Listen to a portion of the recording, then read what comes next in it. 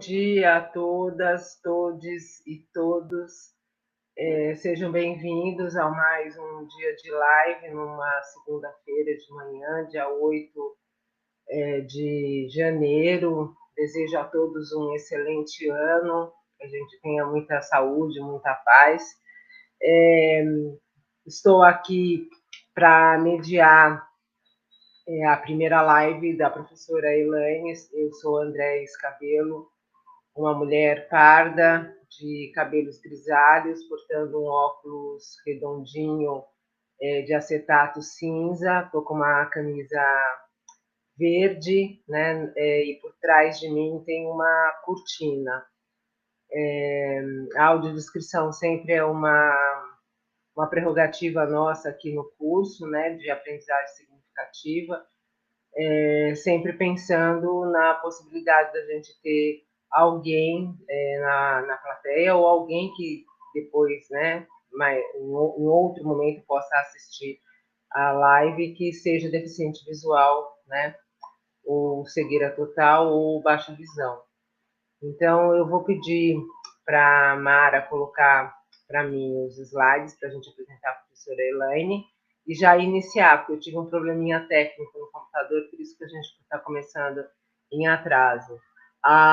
O nosso curso é Aprendizagem Significativa, com o uso de recursos didáticos não convencionais no ensino de geografia, na perspectiva de uma educação inclusiva. A gente já vem trabalhando com essa temática já há algum tempo. E a gente vai ter, então, professora Elaine Cristina Rocha Dias e a palestrante Milena Viana Medeiros Barbosa do Nascimento, né? Barbosa Nascimento. Na data de hoje, a gente vai ter essas duas lives para a gente poder discutir. A Elaine, ela tem formação em pedagogia e em geografia, e ela trabalha com a questão de Libras, né? Então, vou ler um pouquinho do currículo de Elaine, mas eu acho que ela, na hora que ela for apresentar a live dela, se ela tiver algo a acrescentar, né, ela pode fazer com uma maneira mais adequada. Ela é doutoranda em Educação e Inclusão Social pela Universidade Federal de Minas Gerais, mestre em Educação e Docência pela Universidade Federal de Minas Gerais, possui graduação em Geografia e graduação plena em Pedagogia pela Universidade Federal do Piauí, especialização em Educação Especial e em Língua Brasileira de Sinais, ambas pelo Instituto Federal de Educação, Ciência e Tecnologia do Piauí, e atualmente ela é professora formadora do curso de Geografia do SEAD e professora da classe B, de 1º ao 5º ano, da Secretaria Municipal de Educação e Cultura de Teresina, formadora dos cursos de Libras do SEMEC em Piauí, desde 2015 até 2019. Ela foi também professora tutora do curso de licenciatura em computação da UFP, da Universidade Aberta do Brasil, tutora do curso de licenciatura em matemática, professora visitante da Faculdade São Judas Tadeu e Faculdade Evangélica do Meio Norte, e ela atuou também como coordenadora da disciplina de Libras no curso de licenciatura em inglês, no curso de licenciatura em computação, especialização em Libras no ensino à distância da Universidade Federal do Piauí. Exerceu também funções de monitoria no curso de licenciatura em Educação do Campo, pela Universidade Federal de Minas Gerais, e atualmente é membro do grupo de estudos e pesquisa em psicologia histórico-cultural na sala de aula da UFMG. Então, a gente está diante de uma especialista, é muito prazeroso estar presente com a Elaine. Eu acho que a gente tem uma dificuldade muito grande ainda no curso de geografia para a gente fazer valer a lei, né, de direito de Libras, embora a gente tenha uma disciplina, né, um componente curricular, né, dentro do nosso currículo da licenciatura, que é a Libras, que é obrigatória para todas as licenciaturas. A carga dela é insuficiente para que a gente possa ter alunos da geografia fluentes na língua, né?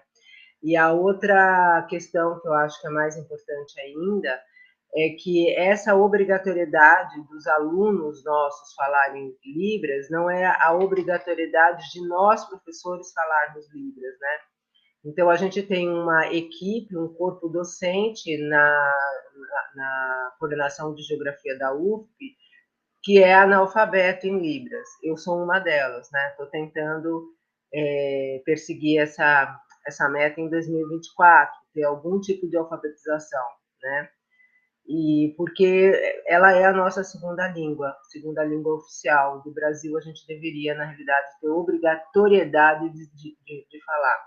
É muito constrangedor a gente chegar num supermercado, né, e você ter, como no caso, por exemplo, do Carvalho, a gente ter muitas vezes pessoas surdas trabalhando ali na equipe, né, e você não conseguir conversar, dialogar com aquela pessoa que está repondo, por exemplo, produtos numa prateleira, ou que está ajudando no caixa a empacotar trabalho. É constrangedor, né? Para a pessoa e para a gente, quando a gente não percebe logo de cara que a pessoa é surda. E a gente tem que pensar um pouco isso também, o que significa essa inclusão? Se é só colocar a pessoa dentro dos espaços, né? Porque eu faço uma crítica, eu acho que é bem-vindo a ação desse supermercado aqui em Teresina, de agregar na sua equipe pessoas com deficiência, mas a inclusão de fato não está sendo feita, porque se o gestor dessa empresa quisesse que a inclusão fosse feita, ele obrigatoriamente ele faria uma capacitação com todos os funcionários da empresa para esses funcionários aprenderem Libras e poderem se comunicar com esse outro funcionário que é deficiente auditivo, né, que é surdo. Então, eu acho que a gente tem um grande caminho pela frente. Mas aí a gente tem pessoas, né, como a Juliana, que foi minha mestranda, hoje trabalha dentro do atendimento educacional especializado, com ensino de geografia, né, para pessoas surdas, ajudando os professores e tudo dentro da rede pública, né, de ensino. E a gente tem pessoas como a Elaine também, e a gente tem outros, né? Estou falando da questão da surdez, da questão da Libras, né? Então, a gente tem outros que estão trabalhando com TEA, estão trabalhando com a questão de outros tipos de transtornos. Então, é muito gratificante a gente ver uma professora, né, da pedagogia que foi fazer geografia, que foi fazer Libras e que está se capacitando para que ela possa, na realidade, acolher esse público que está chegando na escola, né? Então, eu acho que hoje a gente vai ter muita coisa para aprender com a Elaine. A Elaine já é nossa parceira há muito tempo, vem contribuindo conosco, né? E eu já quero fazer um convite também para a Elaine. Esse ano, a gente, no próximo semestre, né, 2024.1, a gente vai abrir novamente o curso de Geografia com as atividades curriculares de extensão com educação geográfica inclusiva. Ela é um componente curricular de 30 horas que a gente fazia presencialmente. Depois, na pandemia, a gente fez no modelo remoto, mas como isso significa também essa atividade, né, curricular de extensão, estar com a comunidade, a gente não tinha como na pandemia visitar a AMA, visitar a PAI, visitar a Casa do Silêncio, né, a APADA. Então, a gente incorporou esse conteúdo dessa educação geográfica inclusiva nesse curso da aprendizagem significativa na perspectiva inclusiva. E agora a gente vai retomar também no presencial. Então, eu já quero deixar o convite para a Elaine para estar presencialmente com a gente lá na universidade, se ela tiver tempo para isso, se encaixar a agenda dela, para conversar um pouco logo com esses ingressantes. Serão alunos de primeiro período, ingressando na universidade. E eles já vão ingressar na universidade, a gente falando sobre educação inclusiva, falando sobre essa questão de uma educação para todos. Então, muito bem-vinda, Elaine. seja muito bem acolhida novamente e que a nossa parceria se estenda aí por um longo tempo, né? Eu espero que a gente consiga, aos pouquinhos, ir introduzindo essa Libras como algo natural dentro do curso de Geografia, né? Seria muito importante que a gente tivesse os nossos alunos com fluência dentro da questão de Libras para o atendimento de qualquer pessoa em qualquer lugar, né? E eu falo isso porque meu marido é a pessoa dentro da empresa na qual ele trabalha que fez o curso de capacitação de Libras, né?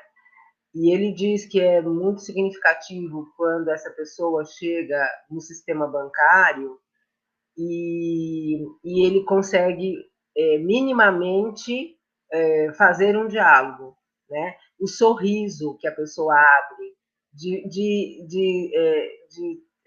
ter uma sensação de que vou ser escutada, vão me entender, eu vou conseguir me comunicar, né? E é pouca coisa que a gente precisa, não é? Né? A gente precisa ter esse acolhimento, saber as questões básicas para a gente se comunicar, né? A gente não vai ser especialista em Libras, a gente não vai aprender a gramática de Libras, a estrutura de Libras, a gente precisa se comunicar, né? Então, a gente precisa ainda incluir isso nos alunos. Eu acho que os nossos alunos estão mais preparados, e cada vez que eles vão fazendo Libras, eles vão sentindo que é legal de fazer, né? Mas agora a gente precisaria ter uma situação para os professores. Então, quem sabe se a gente não faz uma extensão para os professores, né? Aprenderem Libras e entrarem dentro desse movimento que a gente já está fazendo com os alunos. Então, seja muito bem-vinda e fica aí o convite para a ACE. Então, bom dia aos presentes, né? Primeiro, eu quero agradecer ao convite da professora André, da professora Bastira, das meninas que estão aí nos ajudando hoje na live, né? Agradecer também aos presentes por estar aqui hoje, né? Compartilhando das experiências, né? Porque hoje a gente vai fazer um diálogo e só dizer que eu ainda estou me recuperando de uma pneumonia. Então, assim, a minha fala vai ficar um pouco baixa às vezes, né, por conta do cansaço ainda, da recuperação. Bem, né, como hoje a gente vai estar aí trabalhando, se puder compartilhar os slides, eu agradeço. A gente vai estar aí trabalhando, né, dialogando com vocês sobre a prática inclusiva voltada aos surdos no ensino de geografia. Então, assim, a princípio, eu quero dialogar com vocês um pouco teórico, porque eu acredito que isso é importante antes da gente trabalhar com a prática, né? Porque às vezes os estudantes pensam assim, quero saber da prática, e esquece um pouco do teórico. E o teórico ele é muito importante para a gente poder compreender melhor esse universo da surdez, né? Dessa identidade, dessa cultura surda, e assim por diante partir realmente para a prática, né? Para essa constituição da subjetividade. Então, eu vou trazer aqui pontos de legislação, de conceitos, e também um pouco de prática, no sentido da minha pesquisa do mestrado, o que é que eu fui percebendo, o que é que poderia estar aí contribuindo com o universo da surdez, né? Então, a princípio, eu quero falar para vocês o que é a Libras, né? Se puder passar o slide. O que seria a Libras? Se a gente for pensar a Libras, né, como a professora Andréa até já comentou, né, a língua brasileira de sinais. Né? Então, é uma língua natural da comunidade surda, né, que ela foi oficializada no nosso país, lembrando que a língua de sinais, ela não é universal, então, cada país, ela tem sua língua de sinais, e aqui no Brasil, a gente tem a Libras, né, essa nomenclatura, e que ela foi oficializada através dessa lei 10.436, de 2002, e teve o decreto 5.626, que veio aí regulamentar essa legislação. Então, ela tem uma gramática própria, ela tem uma escrita própria, né? Assim como as línguas orais, a Libras, ela também tem a sua gramática, né? Então, a modalidade dela é visual e espacial. Então, a gente fala com as mãos e escuta com os olhos. Então, o visual para o surdo, ele é muito importante, né? Não adianta você colocar palavras em português se não tem um visual. Então, para ele compreender melhor um conteúdo, uma sinalização, é importante a visualização, tá? Pode passar.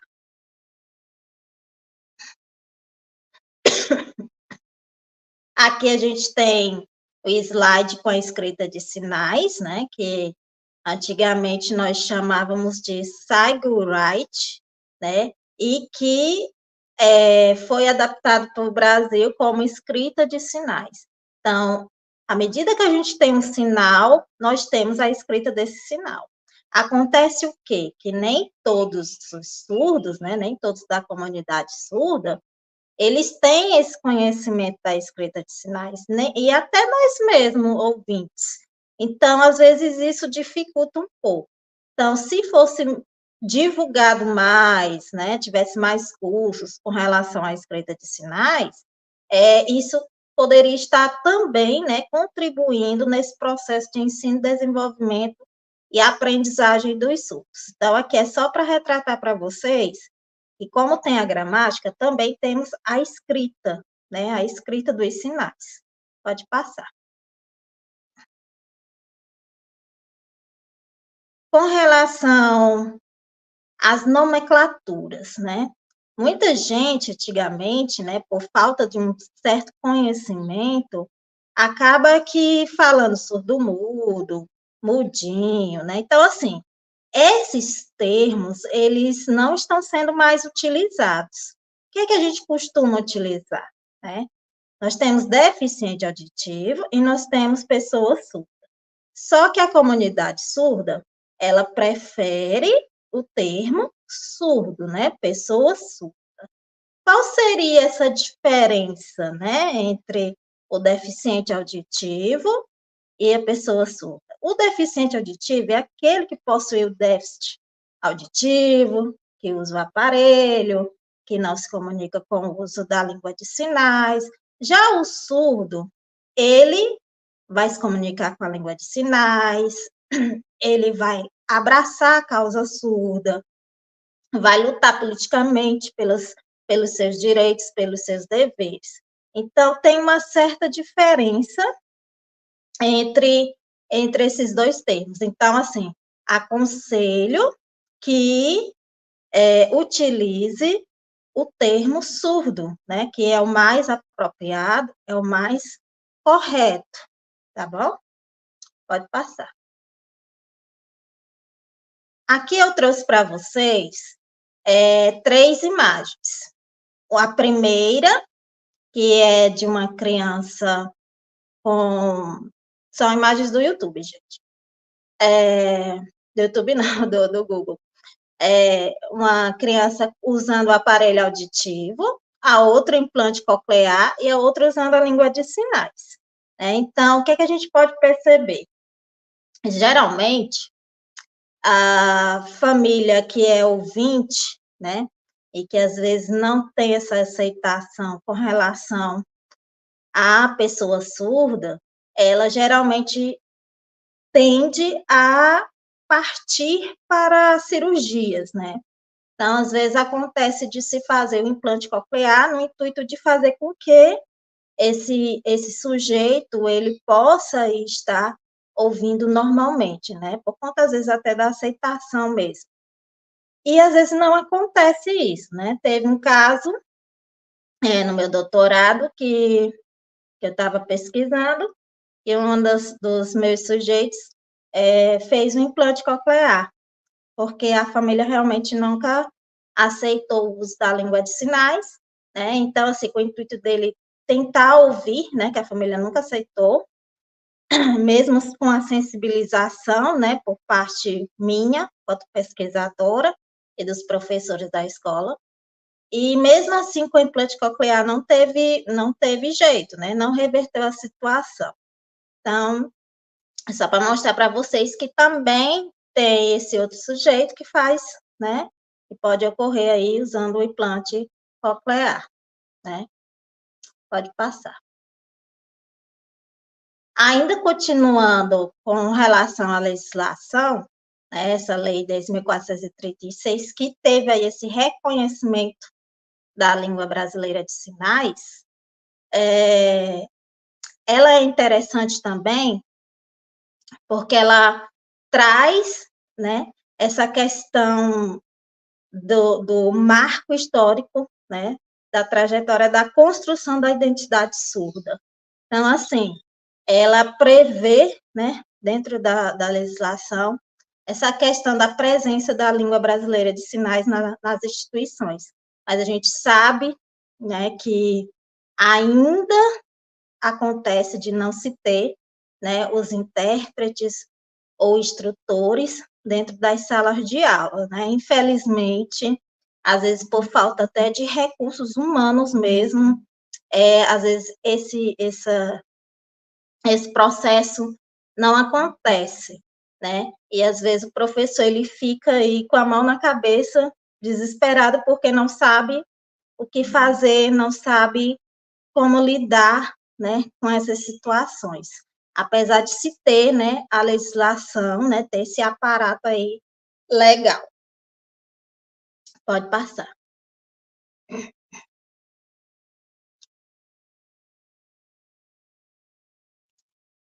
Outro ponto também dessa legislação é que ela traz essa questão da inclusão da Libras dentro dos cursos de formação de professores. Então, vocês têm essa disciplina de Libras, né, por conta da legislação, né, e também porque realmente é necessário, né, a gente não sabe o dia do amanhã, né, a gente não tem essa noção, né, do que pode acontecer com a gente, está aqui bom e de repente pode acontecer alguma coisa, então é importante ter essa sensibilização, né, com relação às pessoas com deficiência, né, com a comunidade surda, e ela estabeleceu justamente a garantia, né, da inclusão dessa disciplina dentro dos cursos de formação de professores e também alguns, né, da área da saúde, como fonoaudiologia e demais cursos também, né, e possibilitou também muitos surdos no ensino superior, inclusive no SEAD da Geografia, da UFP, nós temos uma aluna surda, a Gabriela, né, sempre falo dela, porque ela, assim, foi um marco, né, no início, né, eu contribuí bastante no início para ajudar ela, e assim, né, a gente vê as dificuldades, né, no decorrer do próprio histórico dela, né, da educação dela, e as tentativas também, né, de estar aí tentando terminar o curso superior, né, e não só no SEAD, né, no IFP agora, atualmente, que eu estou trabalhando, eu estou acompanhando uma aluna surda, né, do médio, do ensino médio, do técnico em meio ambiente, e lá a gente tem os cursos de extensão, né, eu estava fazendo o curso de extensão com ela, de constituição da subjetividade dela, né, porque ela, no início, não tinha muito domínio da Libras, e estava prejudicando bastante ela. Então, nós decidimos, eu e outra professora, que também tem lá no Instituto de Libras, está contribuindo com ela, fazendo oficinas, junto com os 2 intérpretes. Então, assim, nós solicitamos os intérpretes, né, nós estamos fazendo um curso de extensão com ela, trabalhando, ensinando a Libras para ela primeiro, e em sequência o português, porque ela tem essa dificuldade do português, né, e em sequência nós trouxemos a comunidade surda, para dentro do Instituto Federal de Pedro II, justamente para ela entender que ela não é só ela que é daquela forma, né, que se comunica daquele jeito. Temos outros surdos, né? Então, assim, nós estamos tendo essa parceria com a comunidade surda de Pedro II também, para estar ajudando ela. E a gente já percebeu os avanços nela, né, nas oficinas, a gente está tentando continuar no próximo ano, já voltado para a matemática, porque a gente já percebeu que a matemática também está um pouco confusa ainda na cabeça dela. Então, assim, nós estamos tentando fazer essa parceria para ela se desenvolver melhor dentro do curso de meio ambiente. Pode passar. Então, assim, gente, é importante, quando a gente vai ensinar para um surdo, ter essa parceria, né, com os pares, para ele poder se reconhecer, né, dentro da sua constituição, da sua subjetividade, tá? Não é só ensinar os sinais por ensinar, mas tentar trazer também essas vivências, né, dos outros surdos, as outras experiências, para ele poder conseguir entender e compreender melhor o vocabulário dos sinais, tá? Nós temos aí o decreto 5.626, né, que traz esse termo deficiente auditivo é substituído pelo surdo. O surdo é aquele que, por ter perda auditiva, compreende o mundo, interage com ele por meio das experiências visuais, como eu disse para vocês, a importância de se ter o visual, né, para ele poder entender melhor, porque não adianta só colocar o português, né, é necessário ter o visual. O direito à educação bilíngue, né, que é um direito que os surdos sempre estão lutando, né, pelas escolas bilíngues, né, e que seria esse bilíngue? A primeira língua Libras, e a segunda, o português na modalidade escrita, né.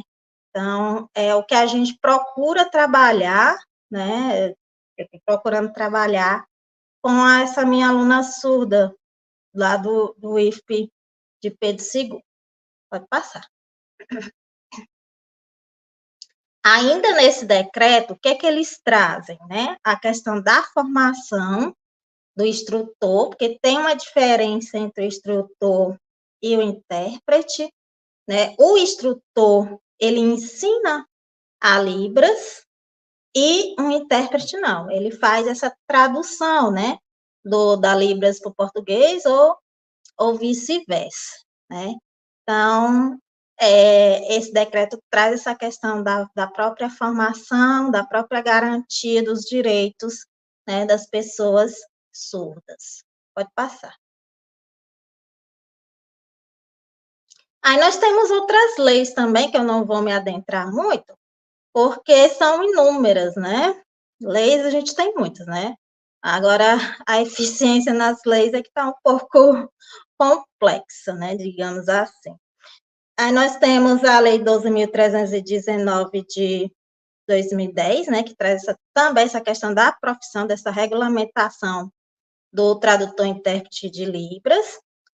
Uma outra resolução de 2009, que é muito interessante, muito importante também, essa questão do AEE, do Atendimento Educacional Especializado. Eu trabalhei muito tempo na SEMEC Teresina, no atendimento às pessoas surdas, né, no AEE, e a gente vê essa importância, né, dessa parceria do professor do AE, né, desse profissional, com o professor da sala regular.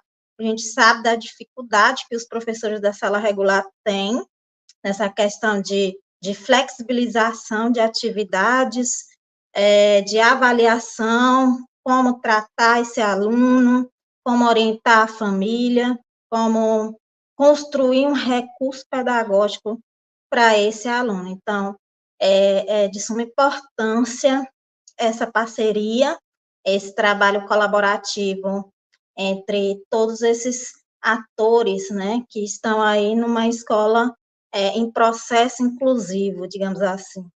Pode passar. Eu trouxe essas filosofias só para vocês compreenderem o marco histórico, digamos assim, do processo da educação dos surdos de forma mundial, né, e no Brasil. Primeiro, nós tivemos aí uma filosofia do oralismo, como o próprio nome já diz, vem oral, né, então o intuito era fazer com que os surdos falassem, né, então nós tivemos aí o primeiro educador, né, educador da nobreza, então, para os surdos terem herança, casar e terem outros direitos, ele teria que falar, né? Então, para ele se tornar humano, ele teria que falar nesse período. Então, nós tivemos aí o Congresso de Milão, em 1880, que a maioria dos votantes eram pessoas ouvintes. Então, eles votaram que a educação para o surdo seria oral, né? A gente sabe que não tinha condições, mas, infelizmente, naquela época, se exigiu isso, né, do mundo todo, inclusive no Brasil. Perceberam que isso não estava dando certo, e aí, então, aderiram, mais ou menos na década de 60, a comunicação total. Essa comunicação total, ela foi trazida para o Brasil por Ivete Vasconcelos, e significa o uso de todo e qualquer recurso, né, ou escrita, ou visual, ou a Libras, ou a fala. Então, era uma confusão, né?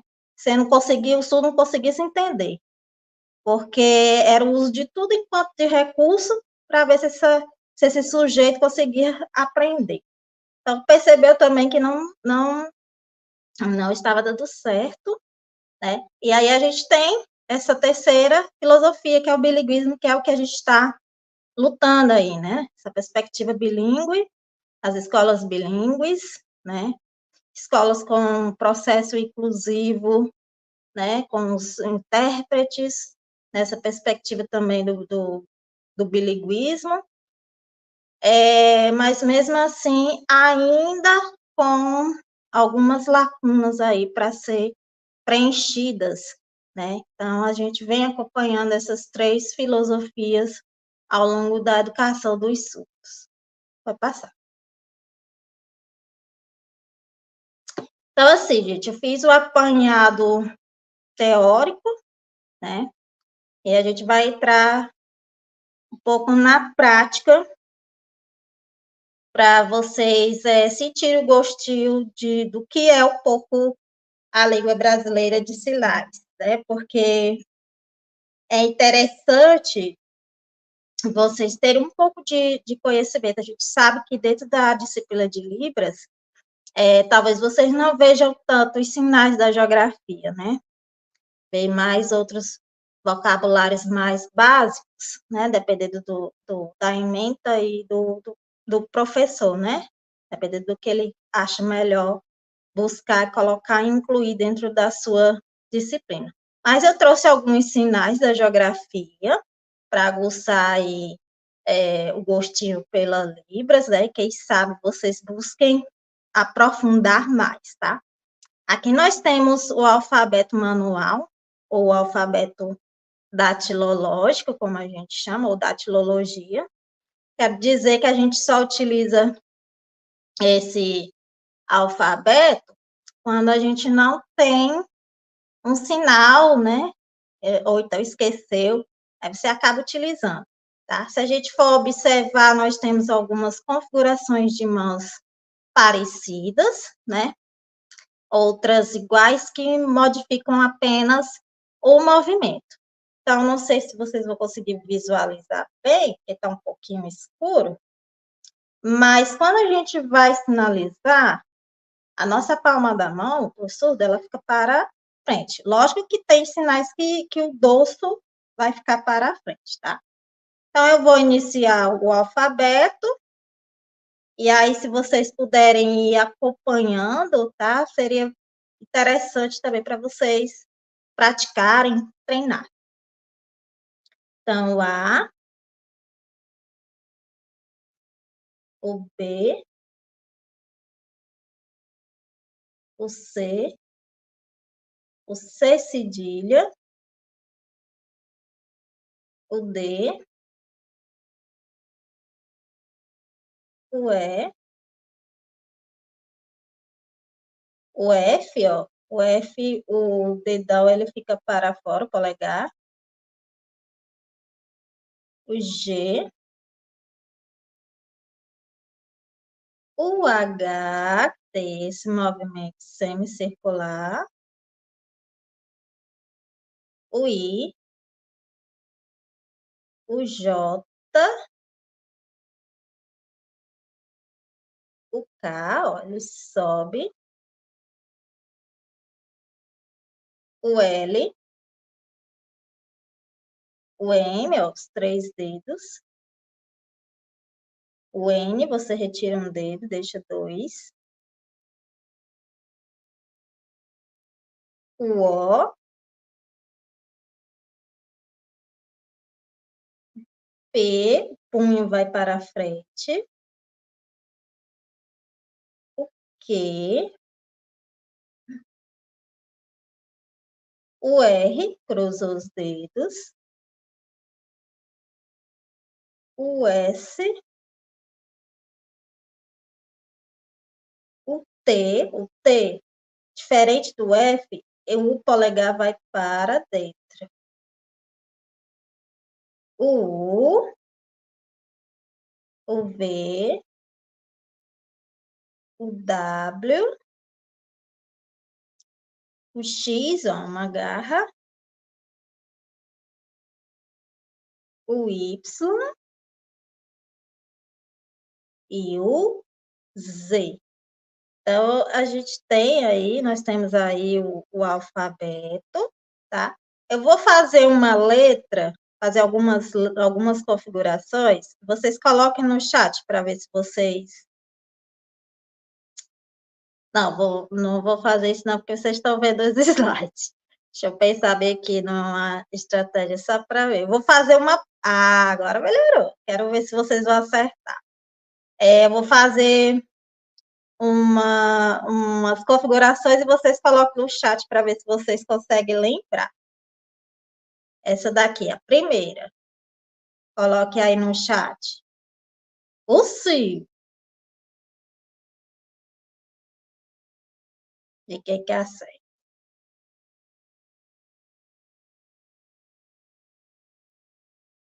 Ninguém? Ó, repetindo. Só lembrar daqui, ó, da configuraçãozinha.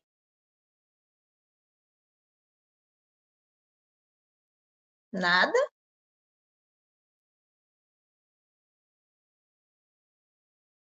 Essa configuração, gente, é de que letra? Do? Ah, agora sim, tô vendo. A Priscila, a Tassiana e a Jaqueline acertaram. Parabéns. Vamos mais uma, para ver se vocês, Tiago também. Parabéns, Tiago. Vamos mais uma para ver se vocês lembram. Essa daqui. Ó, 3 dedinhos. A Priscila, muito bem, Priscila. Parabéns, Priscila. Exatamente, a letra M, a configuração da letra M. Rogério. Agora eu vou dificultar. Eu vou vou fazer uma palavra pequenininha e vocês vão tentar acertar essa palavra, tá? Usando a datilologia, para ver se vocês conseguem memorizar um pouquinho. Fazer bem devagarinho. Primeira letra. Segunda. Terceira. E última. Vou repetir de novo. Eita, você está afiado mesmo, minha gente. Amor, muito bem. Tassiane, Letícia, Jaqueline, Priscila, Rogério. Parabéns. Gostei de ver, gente. Muito bom. Gostei muito. Agora vamos voltar para os slides para a gente continuar com os nossos vocabulários da área da geografia agora. Pode passar. Então, gente, eu trouxe aqui alguns, né? Lógico que não dá para trazer o universo todinho da geografia aqui para vocês. Senão eu ia passar o dia todinho, a noite, o mês todinho, ainda não ia terminar, né? Então, nós vamos começar com o sinal de geografia. Configuração da mão em G, fazendo assim. Geografia, tá? Só lembrando, gente, que os sinais, eles têm variações, tá? Então, às vezes, um sinal que é feito aqui, geografia, ele é diferente lá no Rio de Janeiro, tá? Então, para vocês terem ideia que existe esse regionalismo, assim como no português, na geografia também, ou na Libras também tem, tá? Então, para vocês entenderem, professora, isso não é errado. Não, tá? Às vezes acontece isso, tá bom? Então, geografia. Curso. A letra C, curso, tá? Licenciatura. A letra L, a outra mão em O, aí você solta. Que aqui é como se fosse o sinal de ensinar. Licenciatura. Terremoto. Terremoto. Enchente, né? Vai fazer o sinal de água. Encheu. Energia elétrica em Y, ó. Energia elétrica. Êxodo rural. O êxodo rural, ele vai incluir 3 sinais, né? O primeiro, o sertão. O segundo, as pessoas indo para a cidade, que é o terceiro sinal, tá? Linha do Equador. Então, você vai fazer o sinal de planeta e depois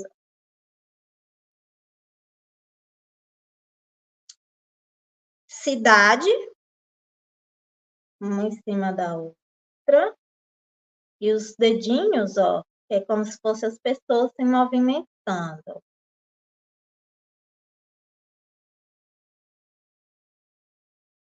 Bairro, temos variações para esse sinal, A configuração de da letra B, ou então assim. Lógico que pode ter outras variações desse sinal também, tá, gente? Estou só mostrando as que eu conheço. Meio ambiente, que é o sinal de árvore, várias árvores. Meridiano de Greenwich. Então, você vai fazer o sinal de planeta.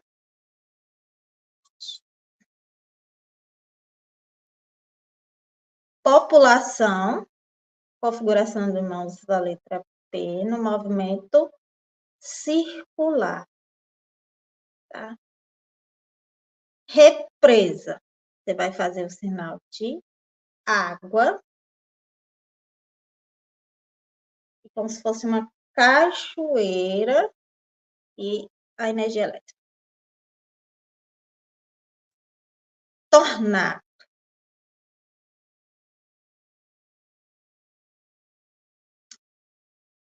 Tsunami, vai fazer o sinal de água e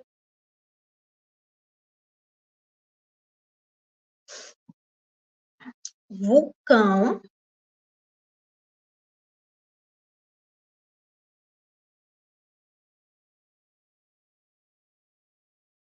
América, se você ver, duas mãos abertas, planeta,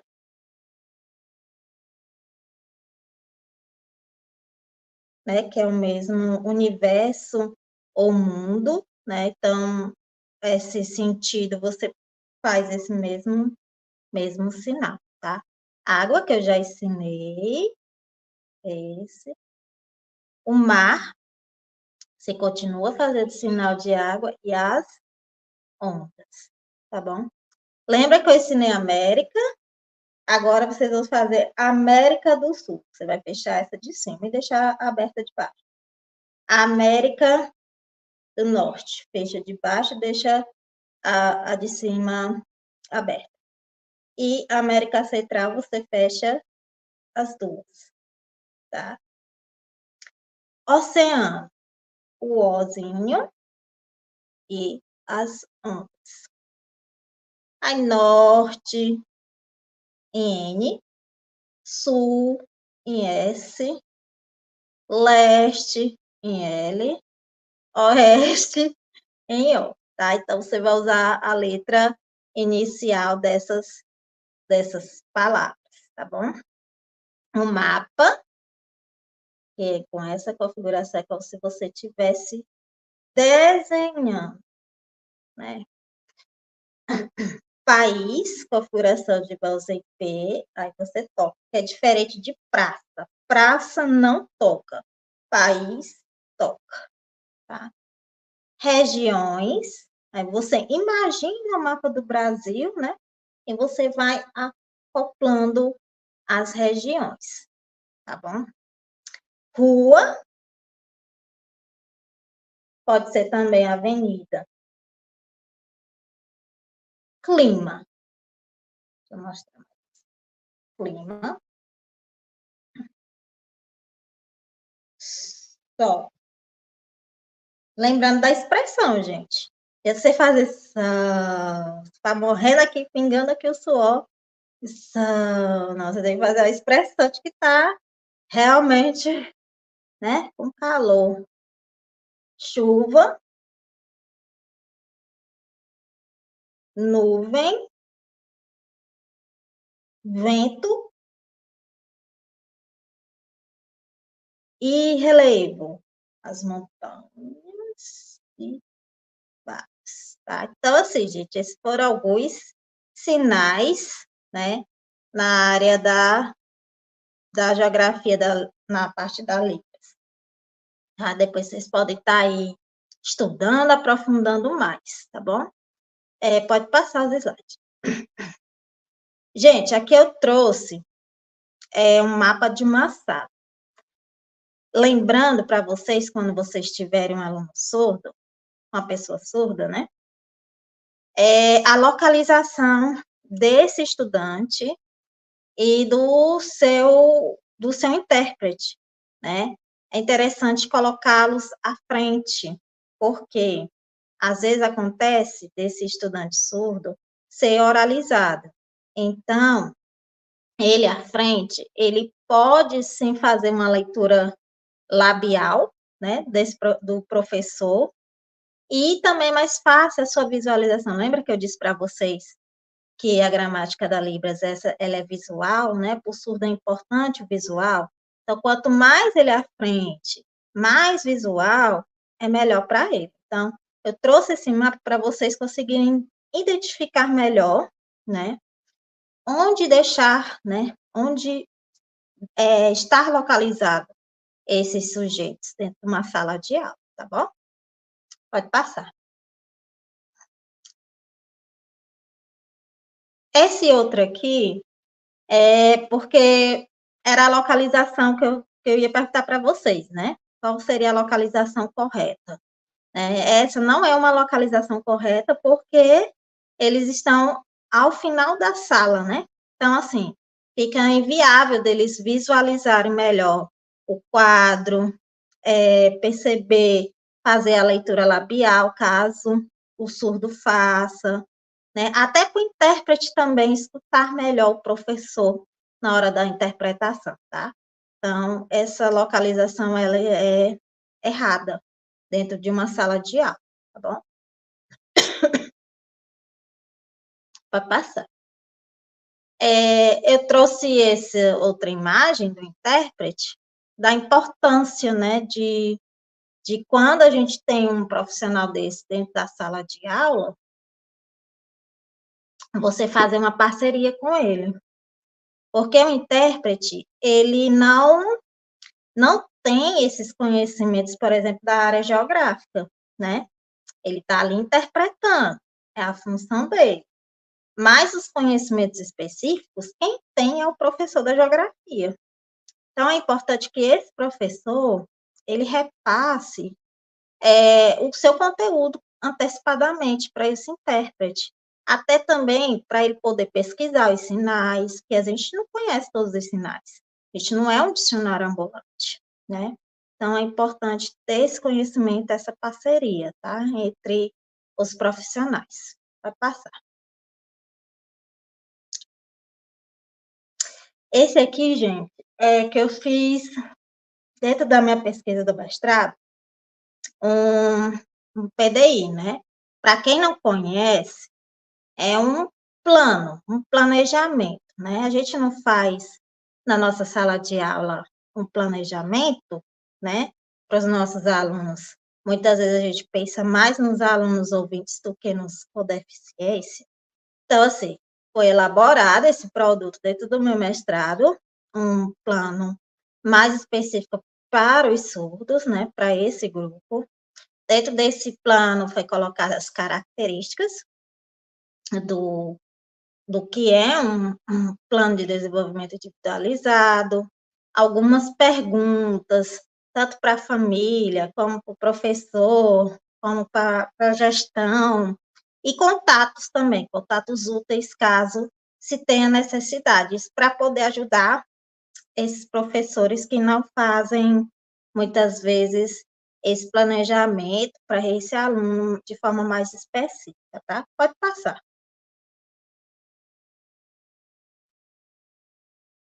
Pode. Até onde tem atendimento educacional especializado, você pode ir passando. Que aqui só é o que foi feito. Isso, pronto. Aqui eu trouxe aplicativos, né, que pode estar também ajudando os professores, caso tenha interesse em buscar aprender, né, a Libras. Tem o HowDtalk e Ribenar, né, eles são aplicativos gratuitos, né, que fazem essa tradução do português para Libras, né, e quem tiver interesse é só baixar e praticar, tá? Lógico que pode ter mudanças, né, como eu disse para vocês, a questão do regionalismo. Pode passar.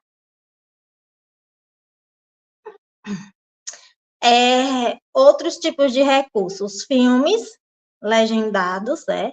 Os jogos, que é de suma importância, porque tem esse visual. Os filmes, gente, é interessante vocês colocarem com legenda, né? E, se possível, quando tiver o intérprete, né? Dar aquele minutinho, aquelas pausas e perguntar se o aluno está conseguindo entender, né? Se o estudante está conseguindo entender. Porque, às vezes deixa lá o filme, né? E ele fica lá, mesmo com a legenda, né? Às vezes não consegue ter o entendimento correto do significado do filme. Então, pensar nesses momentos também, tá bom? Pode passar.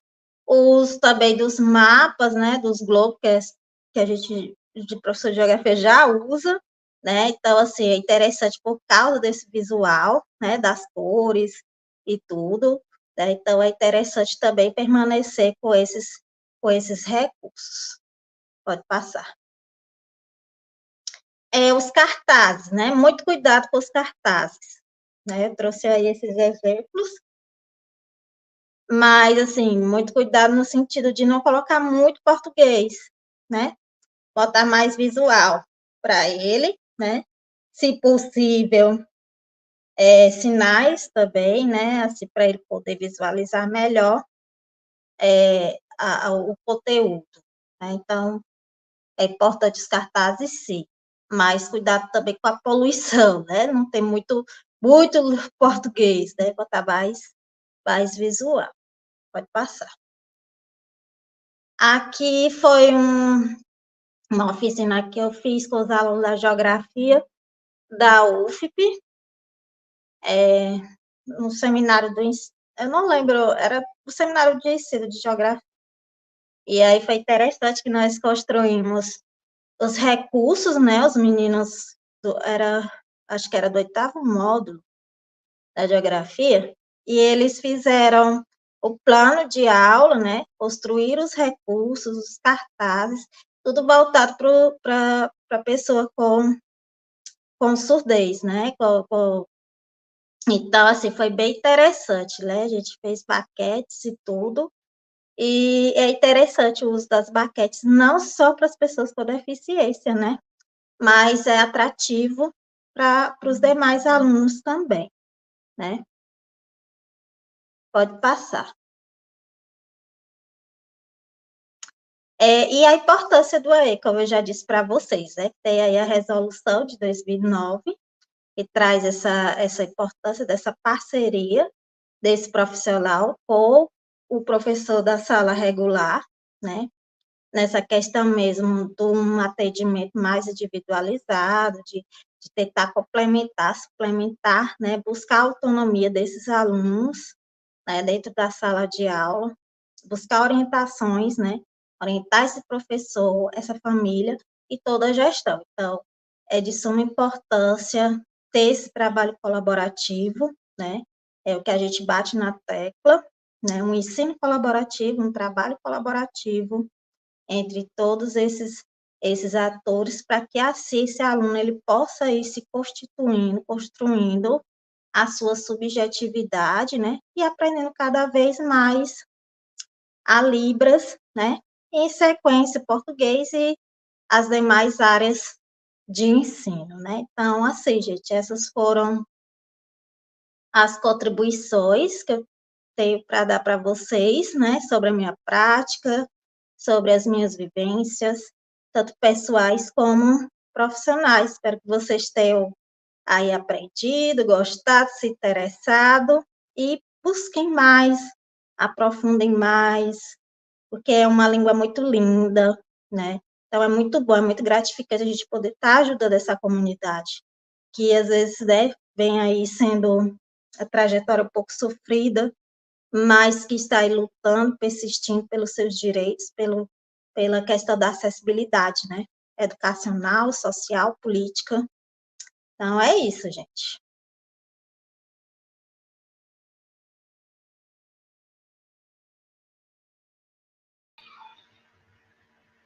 Bom, Elaine, não temos ainda nenhuma pergunta, estou pedindo para os meninos aqui tentarem formular questões a respeito da sua prática docente, das suas experiências, né, que eu acho que é o que vale, na realidade, é o nosso fazer muitas vezes, né, embora você tenha colocado a importância da gente ter conhecimentos teóricos sobre o assunto, né?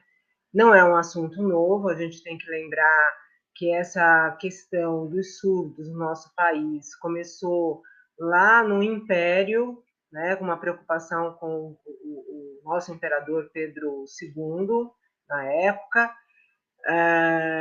que vai montar um instituto que naquela época era de surdos mudos, né, e que hoje é um órgão federal que, na realidade, produz material através de pesquisas de excelência, de vários pesquisadores, né? Da mesma forma como a gente tem lá no período imperial a questão do Instituto Benjamin Constant, né? Que era o Instituto dos Cegos, Instituto Imperial, né, dos Cegos. Então, essa discussão sobre as pessoas, né, surdas e as pessoas cegas, né, essas deficiências, elas são já muito antigas no nosso país, e a gente tem pesquisadores que já vêm, na realidade, trabalhando com essa temática há muito tempo, né? O que a gente talvez tenha de dificuldade é o meio de divulgação, como você falou. Quanto mais a gente divulgar, quanto mais a gente conseguir colocar essas pessoas, né, em situações comuns, em situações do cotidiano, né, mais a gente vai ter que se esforçar para tentar nos comunicarmos com ela, que eu acho que é um pouco isso que você falou agora no final da sua fala, né? A inclusão não é fazer com que o cego se adapte à situação da escola, nem o surdo, nem o TEA, nem a síndrome de Down. O movimento é ao contrário, é nós que temos que nos adaptar a eles, né? Então, o movimento é sempre da gente para eles.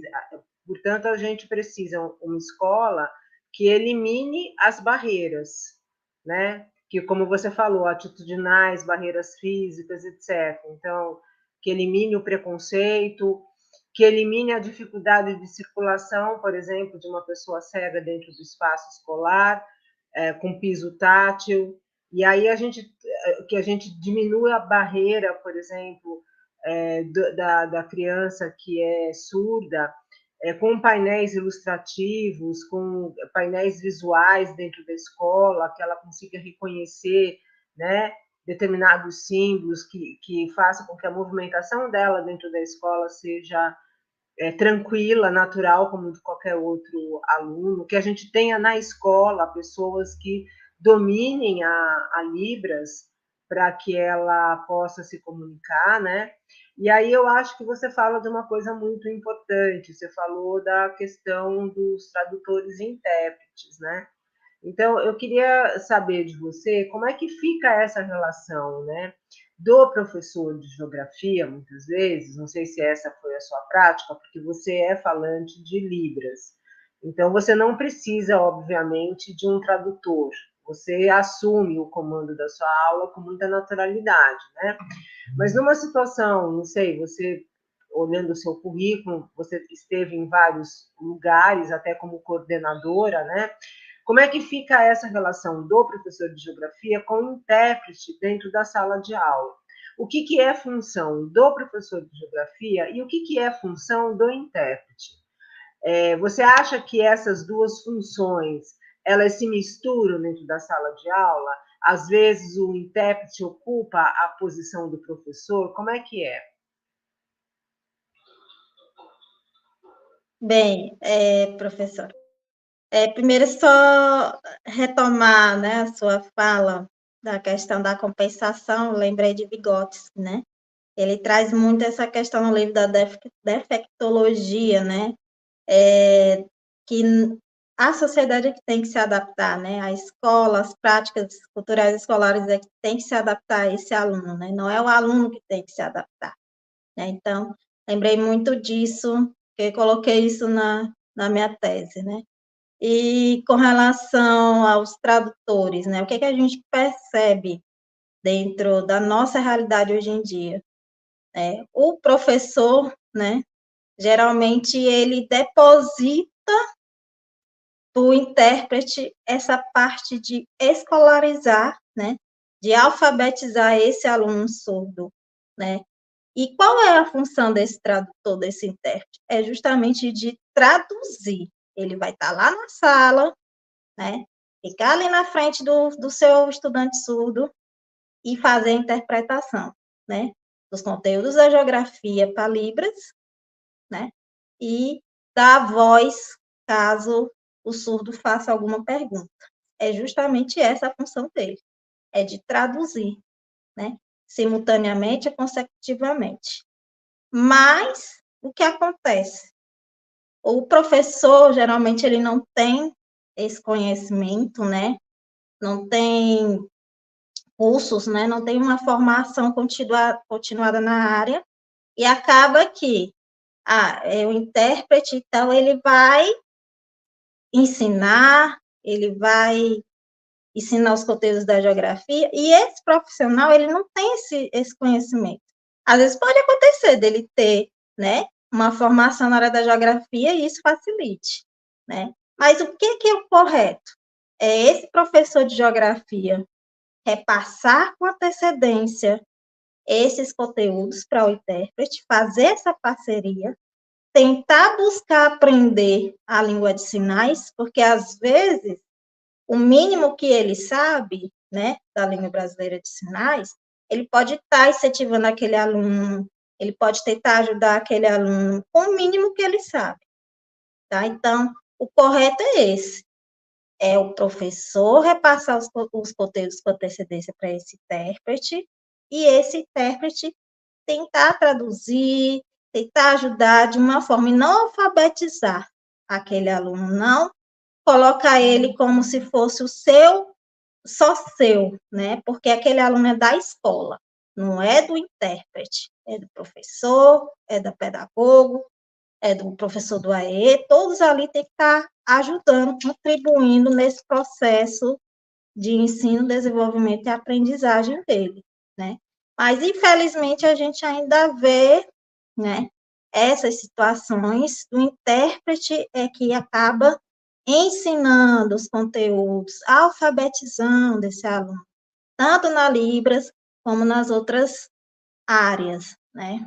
Por conta mesmo dessa falta de conhecimento, dessa falta de capacitação, né, que às vezes, muitas vezes, o professor, por ter uma vida atribulada, às vezes não tem esse tempo, né, para estar aí buscando mais conhecimentos. Então, achei bem pertinente o que você falou da sua prática, e eu vou falar aqui para a plateia também, né, para a audiência aqui do YouTube, que hoje em dia a gente já tem muitas pesquisas sobre o ensino de geografia e surdez e deficiência auditiva nas mais diferentes campos da geografia. Eu adquiri recentemente um livro sobre o ensino de cartografia para surdos, e a metodologia é completamente diferente, né, de ensinar cartografia para uma pessoa que é ouvinte, da mesma forma como o ensino de cartografia para cegos, né, a gente tem a questão dos mapas táteis, mas que hoje em dia já estão sendo utilizados os mapas táteis para síndromes como síndrome de Down, como a questão do transtorno do espectro autista, e os pesquisadores têm visto o quanto essa cartografia tátil facilita, na realidade, né, a aprendizagem da questão espacial para os deficientes, de uma maneira geral. E então fica essa questão que eu acho que as pessoas que estão fazendo o curso de aprendizagem significativa, né, entendam essa questão que você falou da teoria, da necessidade da gente, enquanto professor, ser pesquisador, né? E quando a gente é iniciante nessa situação, a gente tem que se fazer valer das pesquisas de quem está na universidade, no mestrado, no doutorado, ou de professores pesquisadores das instituições federais, né, das instituições estaduais que trabalham com essa perspectiva. Então, a gente já tem muito material, diria, eu vou dizer muito em relação que a gente não dá conta de fazer a leitura de tudo, mas ainda é muito pouco em relação, por exemplo, à produção de geomorfologia ou a produção, sei lá, de uma área como de geografia urbana, né? Mas a gente já tem bastante material para a gente ler, para a gente analisar, para a gente criticar, para a gente pensar, né? Então, isso eu acho uma questão. E quando eu leio alguns trabalhos dentro dessa perspectiva da questão do ensino de geografia e deficientes auditivos, né? Os relatos são muito parecidos com o que você falou, né?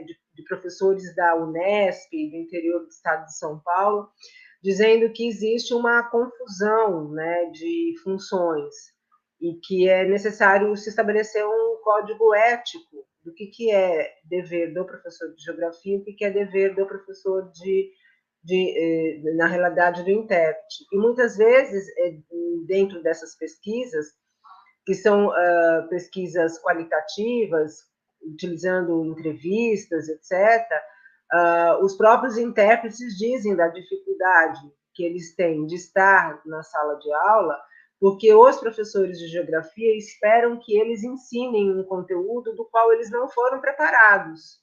Eles não entendem nada de geografia. E aí, muitas vezes, eles fazem, ao tentar auxiliar o aluno, eles prestam um mau serviço, né? Porque se eles não conhecem os conceitos geográficos, se eles não dominam o conteúdo geográfico, há a possibilidade de se ensinar de maneira inadequada, né? Então, eles também, na realidade, muitas vezes, entre aspas, reclamam dessa situação, né, dos professores, que acham que é dever deles resolver o problema da criança que é surda dentro de sala de aula. E é isso que você falou, precisa de todo mundo dentro da escola, numa situação colaborativa, ter o foco para esse sujeito, né? E a gente está trabalhando, o que a gente está falando, acho que na live de hoje, que você deixou muito clara, é um direito humano, né? Nós não estamos trabalhando com um deficiente, ele tem uma deficiência, mas ele é um ser humano. Então, o tratamento tem que ser igual, é equitativo, né? É igualitário, no sentido de que eu estou trabalhando com uma pessoa que tem uma deficiência que pode ter sido adquirida ou pode ter sido de nascença, e que se a gente eliminar determinados obstáculos dentro da escola, que sejam físicos, que sejam obstáculos atitudinais, etc., né? A comunicação, por exemplo, essa pessoa tem a possibilidade de aprender de maneira eficiente como qualquer outra pessoa na vida, e às vezes até se destacando, né? Então, eu acho que a gente precisa mudar muito a nossa forma de se posicionar em relação a essas pessoas, né? A esse público-alvo da educação especial, entender que eles estão na escola e eles têm o direito de aprender, isso está garantido na Constituição Federal e na LDB, né? E nós, como professores, temos que ter ciência disso, porque nós temos a responsabilidade, né, e o dever de colocar em prática isso que a lei está fundamentando, né, de a gente garantir a aprendizagem desses sujeitos na escola. Então, passa por essa questão que você fala no início da sua live, do conhecimento da legislação, para saber que é nosso dever como professor fazer cumprir essa legislação, né? De forma que esse aluno tenha garantido o direito de aprendizagem, como qualquer outro estudante dentro da escola. Que a gente tem que entender que educação inclusiva é maior do que inclusão escolar. Então, isso eu tenho falado em todas as lives, porque ainda tem uma confusão. Educação inclusiva é para todos. Então, quando eu falo em educação inclusiva, eu também estou incluindo o aluno quilombola, o aluno indígena, a comunidade LGBTQIA+, né? Não sei agora a nova sigla, mas, enfim, é mais do que isso, né? A comunidade LGBTQIA+, o grupo do hip-hop, enfim, qualquer minoria que a gente teria dentro da sociedade, ela tem direito à aprendizagem, ela tem direito a aprender. E dentro desse grupo, né, existe ainda o grupo, o público-alvo da educação especial. Então, a nossa atividade como professor é uma atividade de muita responsabilidade, né? E a gente precisa estar muito bem preparado. E a gente percebe muito isso ao expor o teu currículo. Uma profissional que está o tempo todo, né, se capacitando, estudando para poder cumprir o seu dever da melhor maneira possível, né? Então, acho que isso é uma questão que precisa estar bem nítido, que não é só a formação inicial, não é só garantir o diploma de professor de geografia, de licenciado em geografia. Isso é só o início, porque a nossa vida enquanto profissional será uma vida de estudo, né, até o momento em que a gente estiver se aposentando, mas mesmo assim a gente vai estar aprendendo, né? A aprendizagem só acaba mesmo na hora que a gente passar para o outro mundo, para outra esfera, né? Então, eu acho muito importante essas questões que você colocou e a gente pensar nessa situação. Eu não sei se você deu uma olhadinha no chat, mas nós estamos com um público muito diverso hoje, né? Nós temos o Rogério, do Rio de Janeiro. Bom dia, Rogério. A gente tem Jaqueline, de Umarama, no Paraná. Espera aí que o meu mouse deu uma corridinha aqui. A gente tem Tassiane de Garanhuns, em Pernambuco, a Antônia de Colinas, no Maranhão, Santa Rosa, no Rio Grande do Sul, né?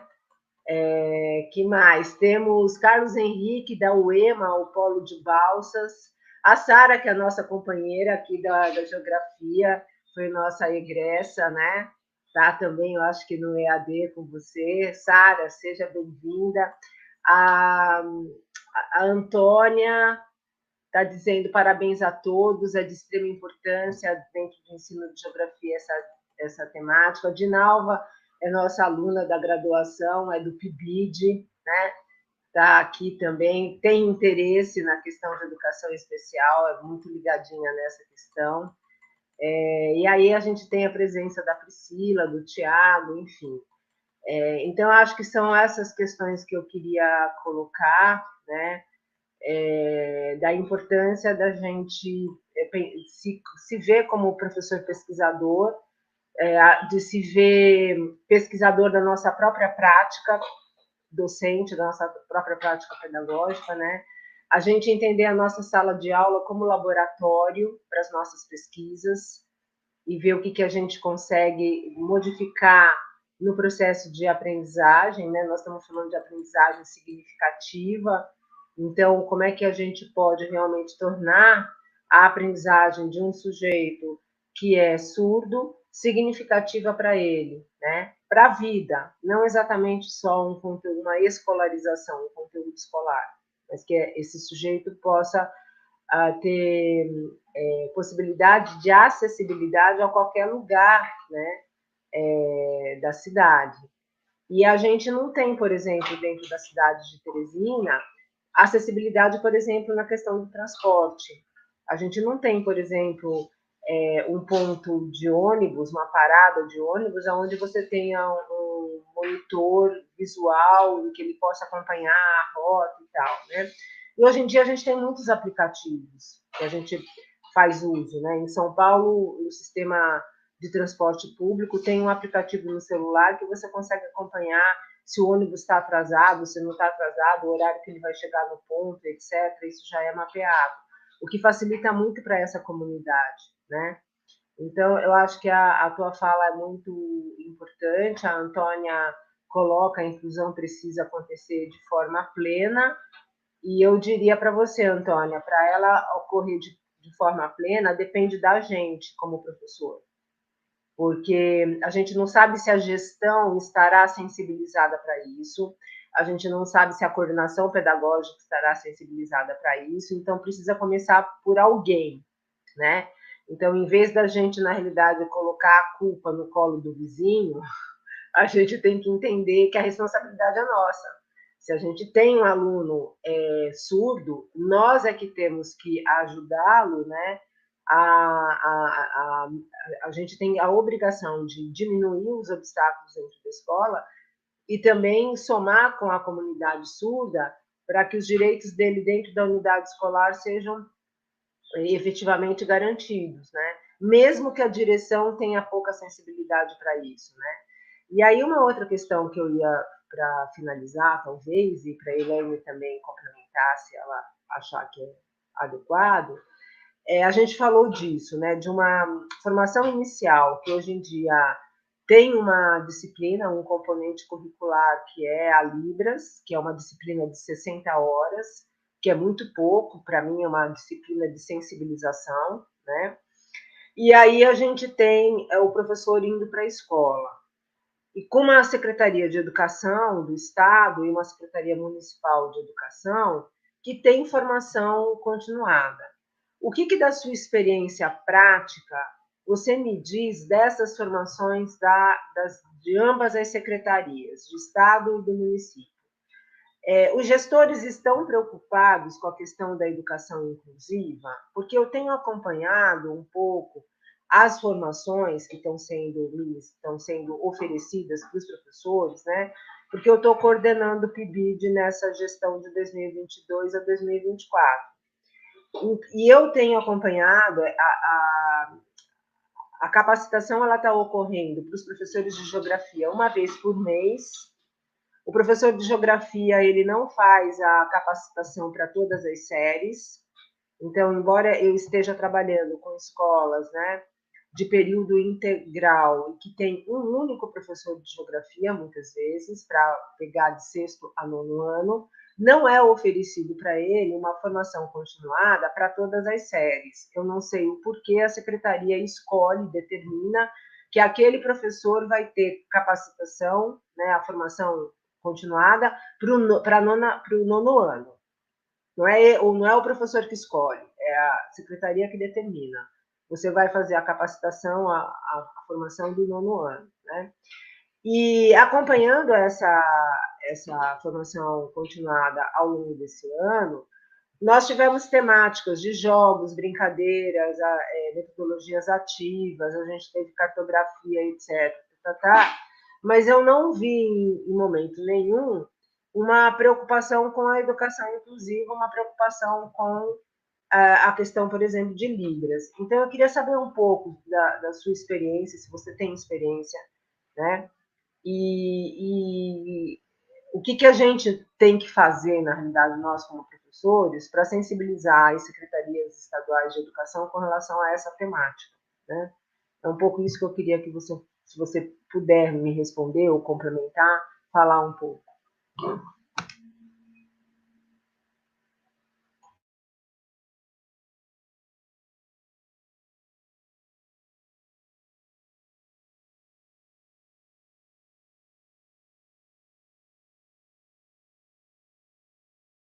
E eu acho que a imagem da Elaine, ela congelou, eu não sei se ela está aqui entre nós. Eu vou responder algumas perguntinhas aqui que foram colocadas, né, partindo da Antônia, que a inclusão precisa acontecer de forma plena.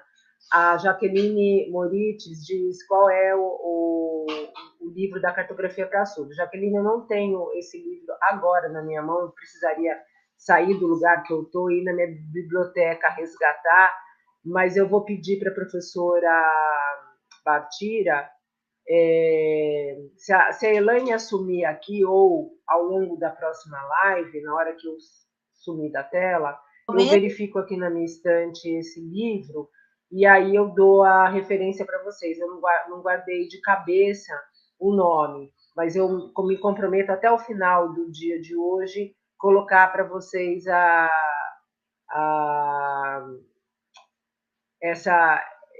esse título aí para vocês poderem se informar. Ó, nós temos o Alisson da Universidade Federal de Pernambuco, Recife. O Alisson está dizendo aqui, aprendi muito, agradeço pelas considerações. A Antônia, concordo plenamente. E a Jaqueline disse para mim que ela me espera. Então, Elaine, era um pouco isso. Eu queria um pouco. Vocês estão vendo a minha funcionária passar aqui na telinha, mas eu tô em casa, não tenho como. Na realidade, eu queria saber um pouco o que você pensa sobre essas formações continuadas. É mais nesse sentido. O que você pensa sobre a formação continuada dos professores de geografia que são fornecidas, que são, na realidade, administradas pela Secretaria de Educação do Estado e pela Secretaria Municipal de Educação. E como é que a gente poderia, de alguma forma, influenciar ou modificar esse processo dessas capacitações, né? Porque eu vejo que elas estão muito voltadas agora para a BNCC no que diz respeito às metodologias ativas, né? E quando a gente fala da própria BNCC, né, do que a BNCC tem de inclusão, eu não vi nada. Eu vi o quê? Um parágrafo falando sobre a situação dela ser inclusiva, mas não há nada que garanta, né, nenhuma habilidade, nenhuma competência, etc., que a gente perceba que esteja linkada a essa condição. Então, assim, é um discurso teórico que não tem validação muito na prática. Então, eu queria que você falasse um pouco da sua experiência. Na BNCC eu também, né, estava vendo, só vi na introdução um trecho, né, sobre essa questão da inclusão. É triste essa realidade. Bem, na Secretaria de Educação, que é, assim, foi meu local de mais vivência, né, profissionalmente, nós tivemos cursos de Libras desde 2010, né, então, até o presente ano, né, temos esses cursos, né, para os servidores, tanto da área da educação como da saúde, e estávamos capacitando também o pessoal da S-Trans, né, então, até o ano passado, nós abrimos turmas, né, quando eu estava na secretaria, para esse trans também. Então, o objetivo era ampliar cada vez mais para as demais categorias, né, da secretaria. Não foi aberto ao público da comunidade externa, né, apenas para os servidores. Com relação à geografia, as formações, né, eu tive uma transição, eu era formadora da inclusão, e logo em sequência eu passei para ser formadora da geografia. Então, na perspectiva da geografia, nós tínhamos na época, porque até então não tínhamos capacitações para os professores da geografia na secretaria. Então, ela começou, assim, quando eu entrei juntamente com a Giovanni, né? Então, nós decidimos, né, fazer uma capacitação diferenciada, né? Com oficinas, né? Nós estávamos pensando nisso, e aí a secretaria nos chamou e solicitou dessa questão de partir para uma perspectiva inclusiva, né? Mas foi um momento que eu não mais pude participar das formações, porque fui aprovada no Instituto Federal. Então, assim, ficou a cargo na época de se trabalhar questões inclusivas, né? Porque era algo que os professores estavam cobrando muito, tanto das séries iniciais, porque as formações, elas acontecem com as séries iniciais, né, algumas séries, e o nono ano. Isso porque a escolha dessas anos, né, ou séries, por conta das provas, né, então, assim, já preparando esses professores justamente para essas aplicações dessas provas externas, né, e internas da secretaria. Por isso a escolha, né, desses anos. Então, assim, eu vejo que realmente precisa, né, é necessário se ter a inclusão, né, de atividades, de metodologias, de estratégias, nessa perspectiva voltada não somente para o aluno ouvinte, mas para todos os alunos, né, que incluam todos, né, e até porque a nossa própria graduação, ela já vem com essa dificuldade mesmo de se incluir disciplinas. Então, é interessante ter essas formações continuadas, né, partindo dessa perspectiva, né.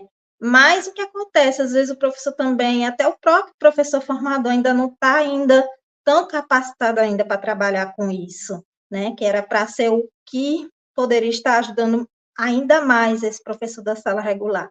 Mas a gente está ali, né, nesse processo de aprendizagem.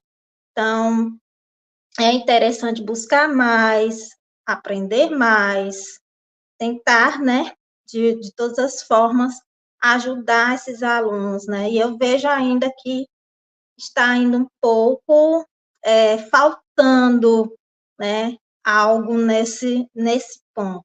E eu sempre procuro buscar, dentro das minhas disciplinas, colocar algo da inclusão, né, didática, né, tive a disciplina de didática recentemente, procurei trabalhar recursos com os meus alunos inclusivos, né? Porque eu sei que eles vão se deparar a qualquer momento numa sala de aula, no estágio, e eles vão ter esses alunos. Inclusive, tem a disciplina do projeto Integrator, que nós fizemos uma parceria com a professora, que ela trabalhou a temática da inclusão com os alunos da biologia, né? Então, a gente procurou fazer recursos, né? E eles agora vão apresentar na Semana da Biologia, na próxima semana, né? Esses recursos, como é que se trabalhar com esses alunos utilizando esses recursos. Então, assim, sempre buscar também dentro da sua própria disciplina, né? Trabalhar essa perspectiva mais inclusiva, né? Eu vejo dessa forma. Elaine, eu acho que tem 2 pontos que você colocou que me fez lembrar o quanto a gente está distante ainda, né, dessa questão da inclusão. Primeiro, eu acho que tem uma questão importante que quem está no mestrado, doutorado, e quem é pesquisador da área precisa ficar atento à questão dos currículos de formação de professores, da própria licenciatura. Os nossos currículos não são inclusivos, né?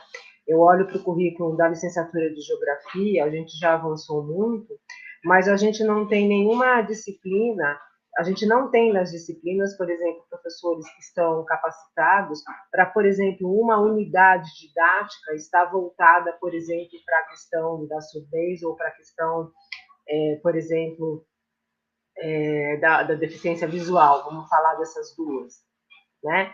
Então, a gente tem isso circunstancialmente, talvez em algumas disciplinas, por exemplo, na cartografia temática, dá para fazer cartografia tátil, mas ela morre por aí, né?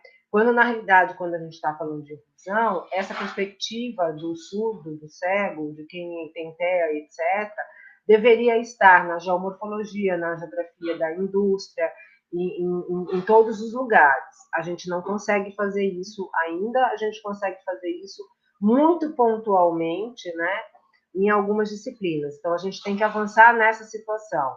A gente continua dando aula na licenciatura, preparando os nossos alunos para trabalharem com alunos que são ouvintes, que são videntes e que sejam considerados aqueles, entre aspas, normais, né? A gente não tem discussão, por exemplo, de uma metodologia para a TEA ou para a TDAH e etc. E hoje em dia a gente vem escutando os professores e vendo as pesquisas, cada vez mais é comum uma quantidade grande, né, de pessoas com esses transtornos dentro da escola. Então, acho que isso leva a gente a pensar em que currículo é esse de formação de professores que nós temos, né? E como é que a gente pode, de alguma forma, ir modificando aos poucos, né? Então, eu acho que essa questão é uma questão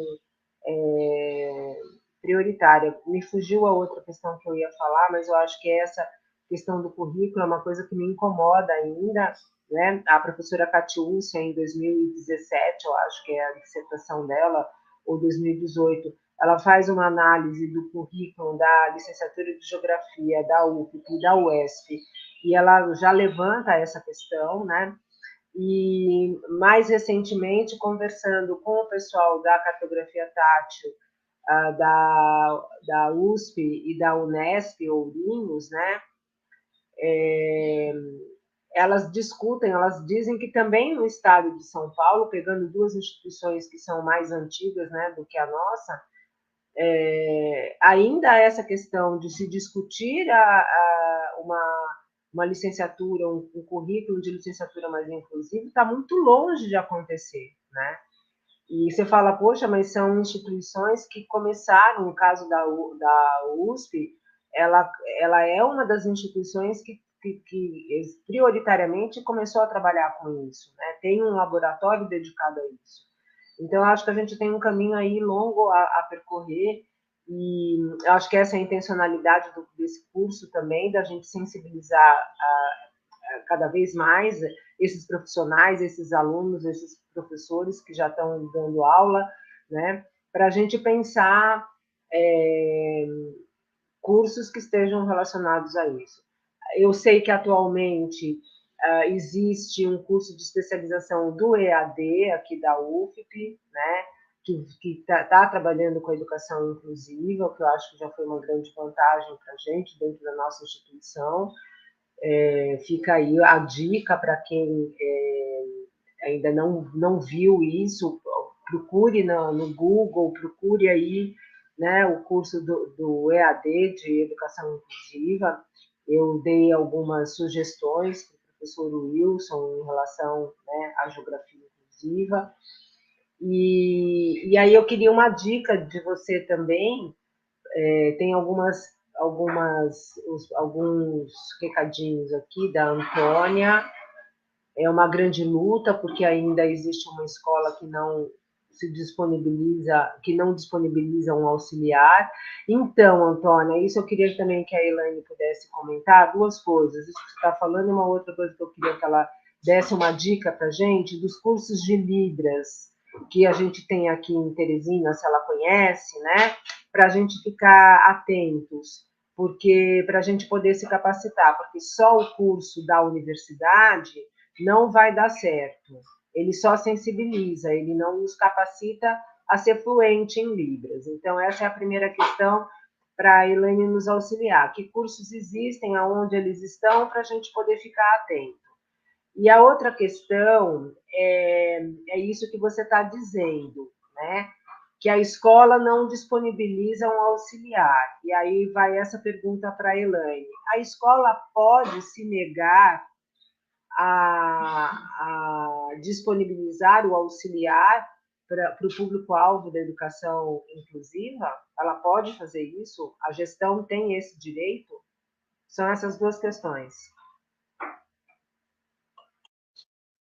Bem, os cursos de Libras que nós temos, assim, em Teresina, temos os particulares, né, pelo SENAC, nós temos também o do CAIS, né, que é um curso gratuito, né, fornecido pelo Estado, né. Então, assim, são cursos desde o básico, às vezes até o de tradutor e intérprete de Libras, né, assim como no SENAC também. A APADA também, ela tem momentos que ela realiza cursos também.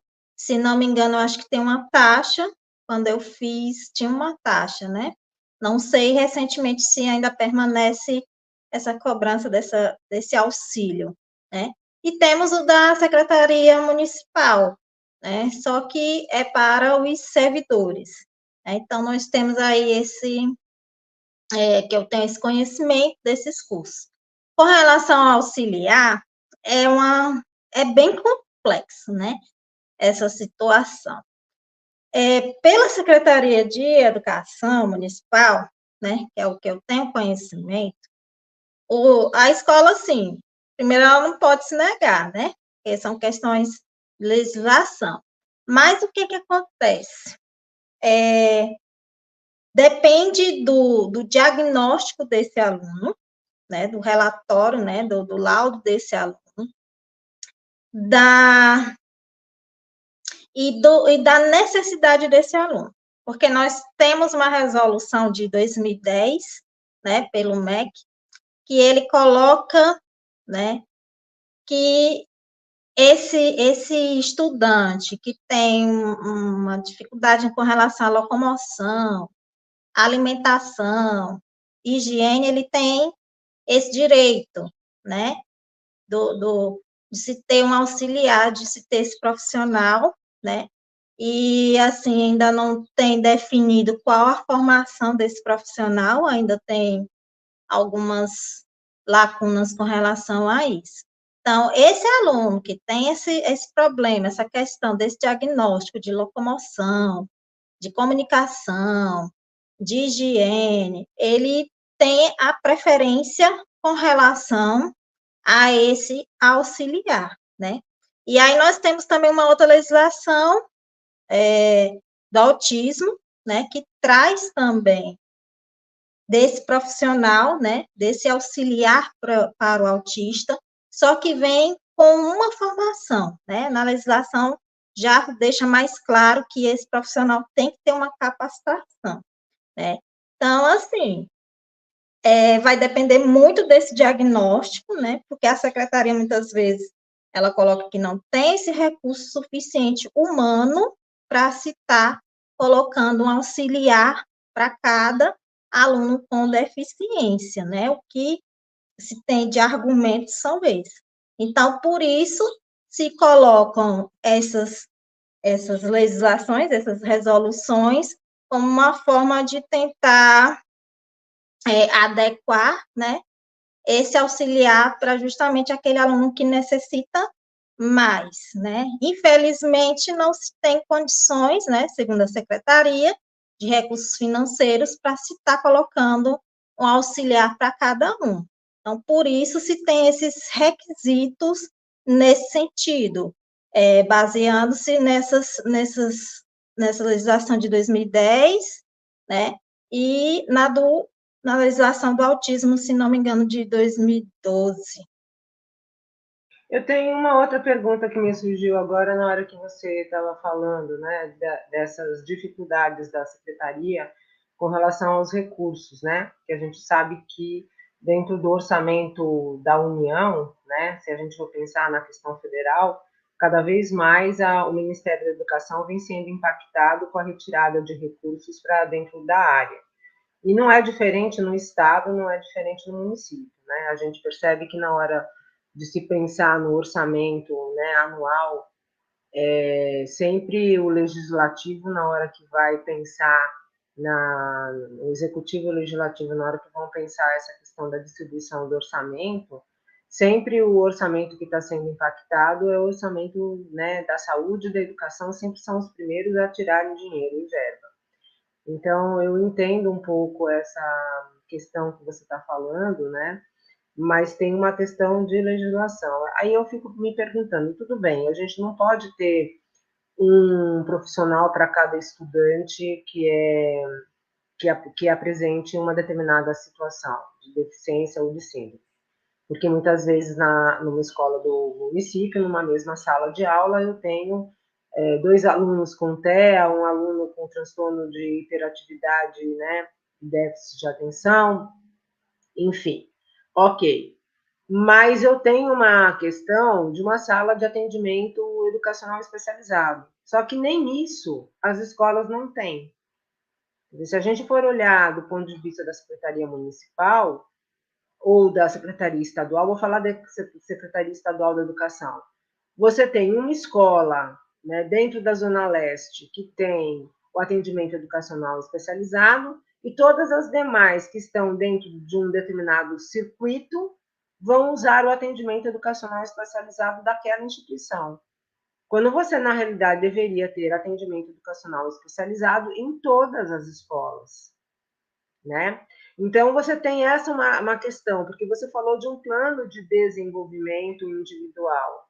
Ora, se eu não tenho o atendimento especializado dentro da sala de aula, o auxiliar é inexistente, e eu não tenho atendimento educacional especializado, como é que eu posso dizer que a Secretaria de Estado e a Secretaria do Município estão fazendo inclusão? Né? Então, assim, no máximo, o que a gente ainda está fazendo dentro das escolas, de uma maneira geral, é integração. É integrando o aluno com deficiência àquela situação, mas a inclusão ela não está ocorrendo.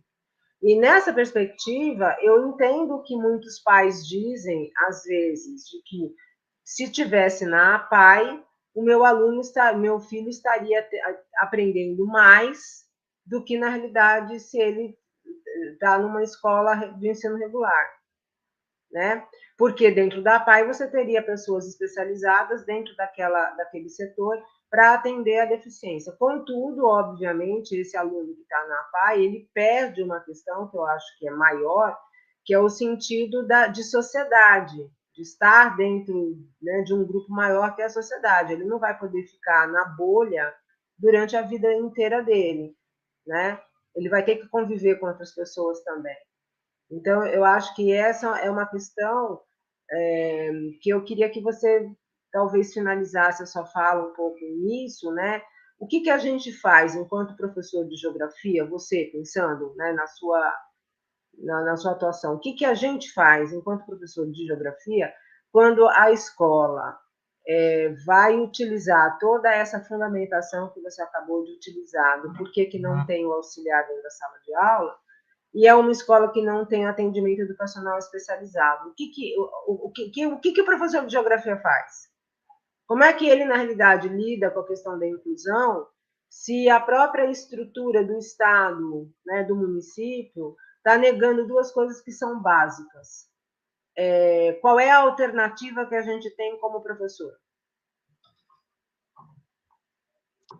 Na verdade, o professor do AE, ele, quando eu era professora do AE, nós temos a gente sabe que na legislação é para ter a sala de atendimento, a sala de recursos multifuncionais em todas as escolas, né? Mas, infelizmente, a gente não tem isso, né? O que acontece? O professor da sala do AE faz uma visita às escolas adjacentes, que é como a gente chama, né? A gente fica numa escola núcleo e temos um dia na semana que a gente faz essa visita às escolas próximas às que a gente atende. Então, o atendimento professor do AE, nesse ponto, acontece dessa forma, esse auxílio, né? Nesse dia, a gente faz uma visita ao professor da sala regular à escola, justamente para saber como é que está esse aluno, né? Enquanto o aluno vai das outras escolas para essa escola núcleo fazer seu atendimento. Então, esse auxílio com relação à sala de AE, ele se presta dessa forma quando não se tem uma sala de recursos dentro da escola núcleo, né? Quanto ao professor de geografia, o que é que eu aconselho, né? Não tem auxiliar, não tem intérprete, né? Não tem auxílio nenhum. É buscar, né? Uma formação, tentar buscar essa formação continuada, né? Mesmo com questões de tempo ou N fatores que podem influenciar para a não realização desse momento, né?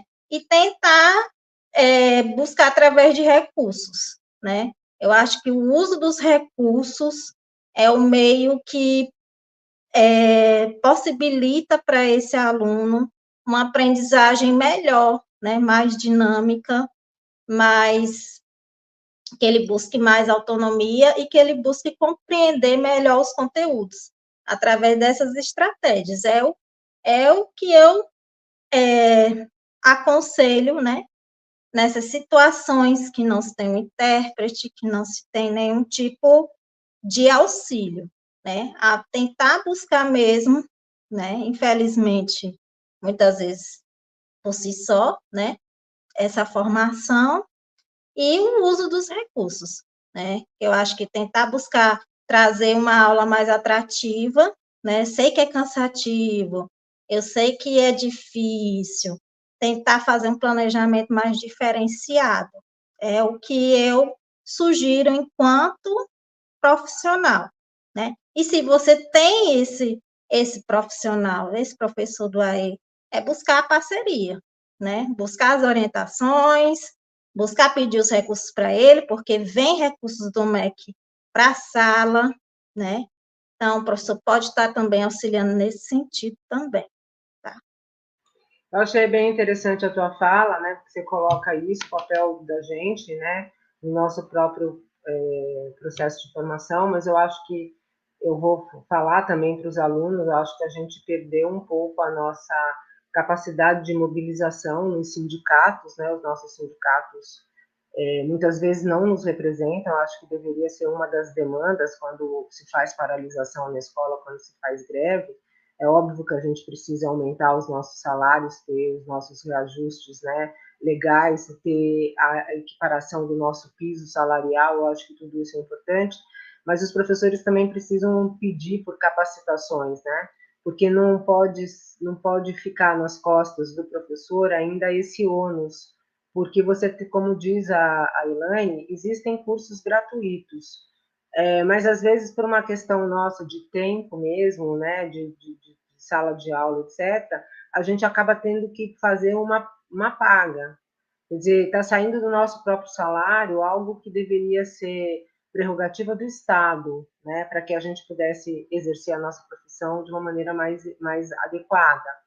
E a Andrea coloca mesmo isso, a impressão que tenho é que a formação e capacitação para Libras ainda fica por conta e risco do professor, né? Temos que buscar cursos extras que, em sua grande maioria, são pagos. Então, eu acho que, assim, a gente precisa, num primeiro momento, investir, eu acho que a Elaine está falando é verdadeira, eu sempre tive que investir na minha carreira, tive escolas que investiram muito em mim, no sentido de dar formações continuadas, né, com o pessoal de universidades federais, etc., mas eram instituições particulares do estado de São Paulo, que investiam muito na capacitação dos seus próprios profissionais, né? Então, eu tive sempre essa facilidade de instituições particulares que traziam grandes pesquisadores de universidades de São Paulo, de outros lugares do país, para dialogar conosco, professores da educação básica, né?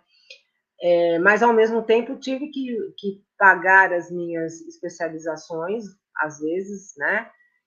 Para poder melhor me capacitar, para poder dar aula, porque não tinha uma política governamental a respeito disso. Então, o que a Elaine está falando é verdadeiro e é necessário para quem quer fazer um trabalho bem feito. Porém, a gente também precisa pensar